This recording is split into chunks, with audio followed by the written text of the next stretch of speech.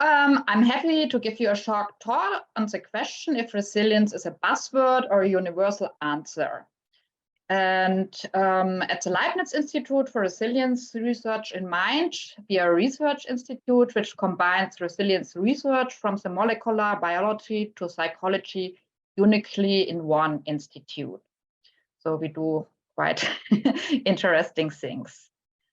Today, I want to give you insight into the construct of resilience, the mysterious force that helps to cope with crisis constructively and to remain healthy in the long term. Resilience is interested in the following questions. Why do some people successfully overcome crisis and even emerge ancient, while others break down and become ill? Why do we not all grow old in the same healthy way? And what are the causes of healthy aging and what process and mechanism are behind it? And how we can use this knowledge to prevent mental illness. Let's have a look at the definition of resilience. What means resilience? It originates from the Latin word resilire, to recoil or rebound. Then it became a technical word in physics and material science for materials that can be deformed and returned to their original form. In psychology, it means the ability to maintain or restore mental health during or following stressful life events. Just one moment. I hope you can see it. Here I have my resilience sponge. I hope you know a sponge like this. We had it in school to clean. And you can take the sponge, you can squeeze the sponge, I could throw it on the floor, I could step on it, and the sponge always returns to its original shape. And that's what resilience means, that stress, even traumatic events come up on us, but we have resources and resilience factors which help us to regain our mental health. Oops, sorry. There are three different trajectories which describe resilience. We have this resistance. That means here you see the time, here's mental health, this is a good mental health, this is a bad mental health. And from some people, resistance, the stress just bounces off. They don't have any symptoms. Then we have person who first show any symptoms, but then they regenerate and the health recovers. And we have some people which have an acute trauma and they learn new things, they know what's really important in their life and they reconfigurate.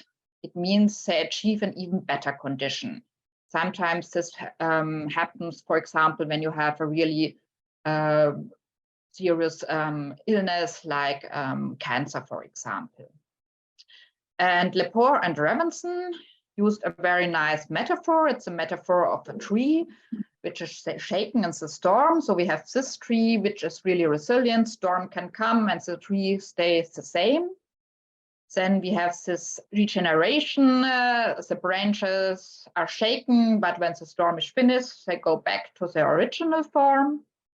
Or we have the reconfiguration. That's, for example, in a very stormy island, the tree reconfigurates and it grows in a different direction so that the storm doesn't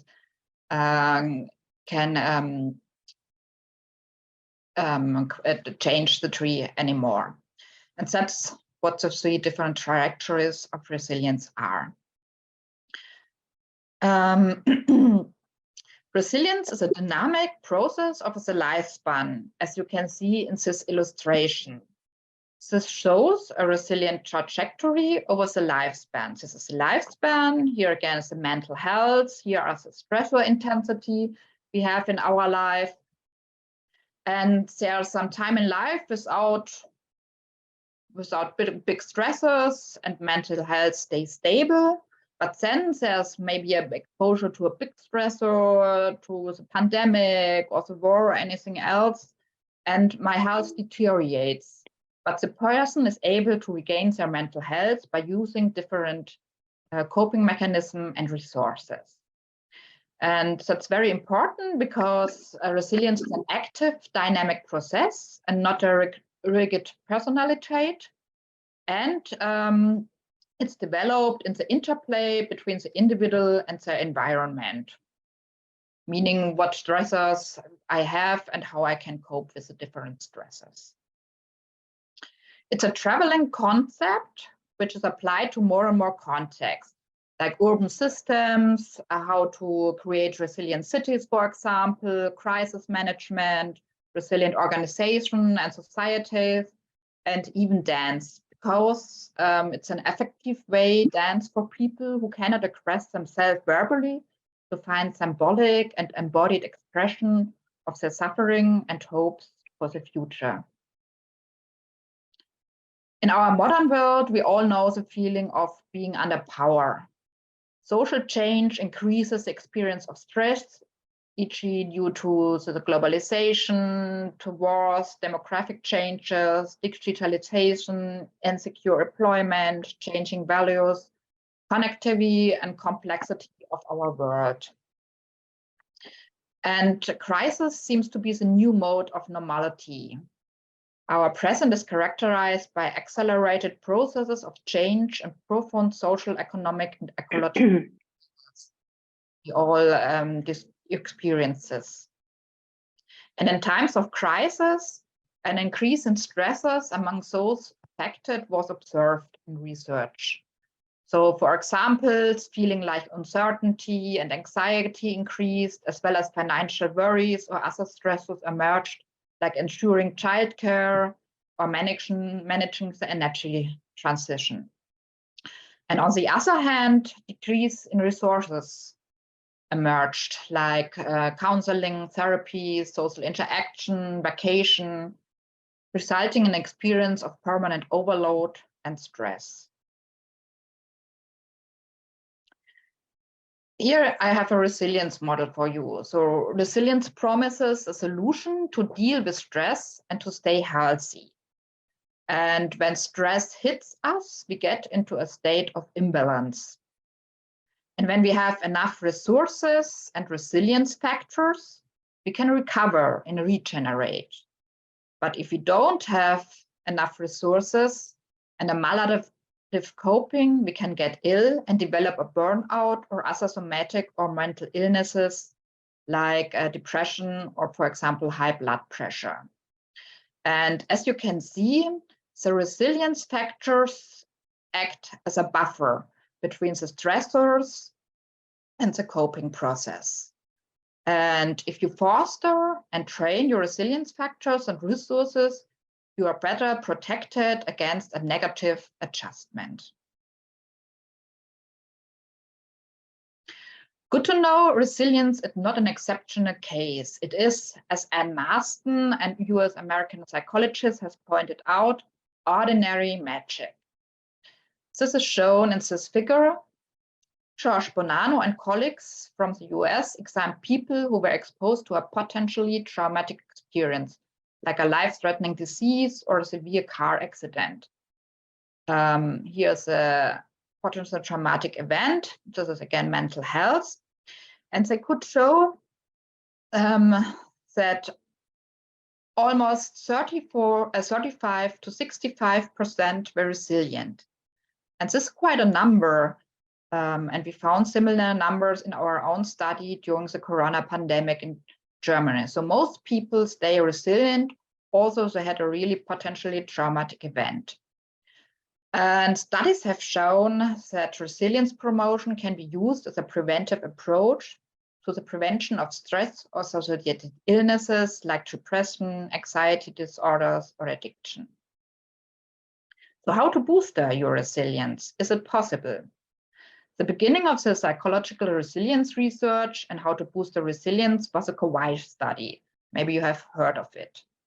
It was a longitudinal study over 40 years in almost 700 children on the small Hawaiian island of Kauai. So imagine the gray circle are the almost 700 children. 1/3 were in a risk condition. This means they experience poverty, physical or mental abuse. And 1/3 in the risk condition, the green part here, developed into healthy adults. And Emmy and Werner asked herself, why is this, that some make it and others do not? And that was when she discovered that the resilient individuals had special resources, so-called resilience factors. On the individual levels, this was a positive temperament, they had active coping skills, they learned to take responsibility very early in their life for a younger sibling, for example, and they had high social skills. And on the other things, there was a social environment. All of these young children had close social contact to a person. And even if it was only a person, it mustn't be the parents, it could be a neighbor, it could be a teacher. A person who supported these children helped them very, very much. And they also had social support from the community. And since the studies from Emmy Werner, there was much research in this field. And if you inspect the literature, you will find resilience factors page by page. I will show you the evidence-based ones for adults, which can be trained. Here we have the resilience factors. Very important is, for example, active coping. This means the active management of challenges and stress by structured problem solving, or rather emotion-oriented strategies like, for example, reappraisal. Then self-efficacy is a subjective conviction of being able to cope with challenges. Optimism is a positive expectation of the future. Social support, as you have seen in the studies of Emmy Werner, is very important to have a social network and to use it. Cognitive flexibility is very helpful. This means the ability to respond to challenges, adversities, and changes with flexible thinking and behavior. Spirituality or religiosity, dealing with the meaning of life and being part of a faith community can be helpful. Experiencing positive emotions. This means that resilient people have regular pleasant feelings and actively seek these feelings. A good self-esteem, this means a positive evaluation of oneself, shows that resilient people have a good self-esteem. Purpose, meaning in life, which means knowing your personal values and to act value congruent in your life. And sense of coherence, it's from a concept of Antonovsky, includes a tendency to perceive the world as understandable, manageable, and meaningful. And even the brain as a resilience organ is increasingly the focus of research. For example, the so-called fear circuit is of fundamental importance for resilience. First, the ability to discriminate between threatening and neutral stimuli is fundamental for humans. Resilient individuals are better able to distinguish threatening from neurostimuli and therefore to avoid stress. And second, learning plays an important role. Resilient individuals have the capacity to erase negative events from memory more quickly, and this helps them to cultivate and to maintain a more optimistic and positive view of the world and other people.